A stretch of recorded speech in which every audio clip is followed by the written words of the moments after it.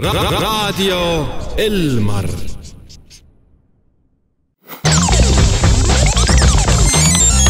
Elmar üllatab.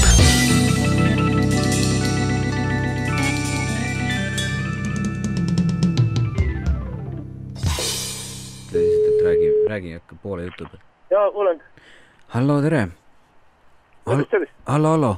Ja helistan teile siit Keskhaigla registratuurist, et mina olen Hannes Kaljuroo, et tahaksin eile küsida, et kas teil on kõik operatsiooni info täiesti olemas ja olete tulemas meile? Kas teile kell 13? Tähendab, et info on enam-vähem olemas, nii palju on, et mis kellast sinna sisse tulla. Et kuskil hommikul juba 8 ajal võiks ka tegelikult kohal olla, ega sellest ei ole ka midagi. Nii et 8-9 ajal, jah, ma vaatasin seda info, et 9 ajal oli seal kirjas, et tulla. No jaa, 8-9 ajal hommikul on ja öelge palun üle ka, et täpsust me tahame kontrollida, kas kuupäev ja kõik on teil ikka ilusti kirjas, öelge, mis info teil on? 24. september.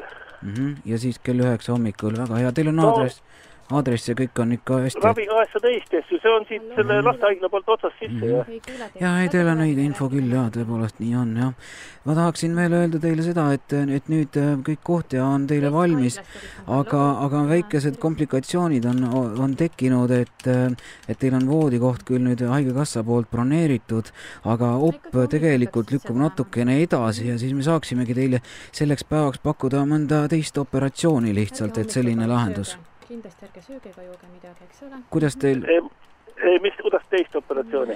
No jah, et meil see jalapuusaopp, mis teile on pandud, see peab natukene lükkub edasi siin selle kirurgi haigestumise tõttu, et nädal aega hiljem, aga me saaksimegi teile seniks, kuna teil on voodikoht juba broneeritud, pakkuda mõnd teist operatsiooni, näiteks kas neerud, silmad, süda, ükskõik, kui teil midagi muud on juba tarvis või ootab järjekorras, võiksime teha sel samal päeval, et kuna teil koht on olemas juba. Ei, mul on peaased öeldes, ma tunnen suht hästi. Tunnete hästi, et lihtsalt see jalapuusa operatsioon siis oleks just... Tööõnnetust olnud, ei ole seda puusa ka probleeme. No seda on hea kuulda, meile meeldivad terved patsiendid, aga tõepoolest, et selline veider juhtuv, et siis teid opereeriv arst on jah, paraku siis meist natukene eemal praegu, et tema ei saa seda operatsiooni teha, et siis jah, lihtsalt pakkumegi välja teile midagi muud asenduseks, kas mõni protseduur või kuidas on, et kas teil midagi muud kaebusi, midagi muud ei ole, ei? Ma tõsiselt mõtlema seda. Et kui te päris kindel ei ole, kindlasti selle nädalaga, mis meil siin jäänud on, jõuaksite minna veel ka mõne eriarsti juurde, kes siis vaataks välja teil, kas oleks tarvis midagi muud teha, et kui oleme juba selle koha broneerinud, et ta ei läheks just kui raiskusest, jah, päris op siis vähemalt nädal aega hiljem, jah. Aga võib-olla siis teeb niimoodi, et ma tulen 24. hommikul teie juurde sinna. Et siis... ma ütlen, et mis siin uurisega öelda siin, et vaatab selle parema jala, mul siin oli rebestus selle, et võib-olla seal midagi üle kontrollida ja oppi nagu vaja ei oleks seal muidugi. Aga Peedu, kuidas teil kõrvadega on? Ole ei urise. Kas te kuulate muusikat ka aeg-ajalt? No, ikka, jah. Kuulete hästi, jah. Kas te raadiot ka kuulate? Nii, vaatame teil seda. No, ikka, jah. Mis on teie lemmikraadiojaamad Eestis ka? Tavaliselt on Vikki raadio või on see Elmar. No, Peedu, siis te peaksite teadma, et Elmari raadios on need üllatuskõned. Jah.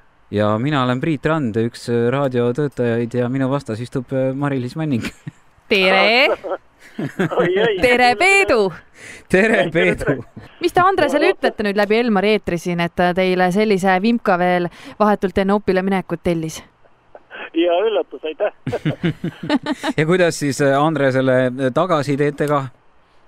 Ei ole hullu, ma tegin tagasi, võtsin ta töömehe endale tööle. Nii! Võib-olla oligi see, et teie tegite enne selle lükke ära ja siis Andres reageeris niimoodi? Ja, ta üritab, et pidevalt helistab mehele, et tule tööle, mees räägib, et ei saa. Tervitusi Elmari stuudiost. Aitäh teile ja ilusat päeva. Raadio Elmar.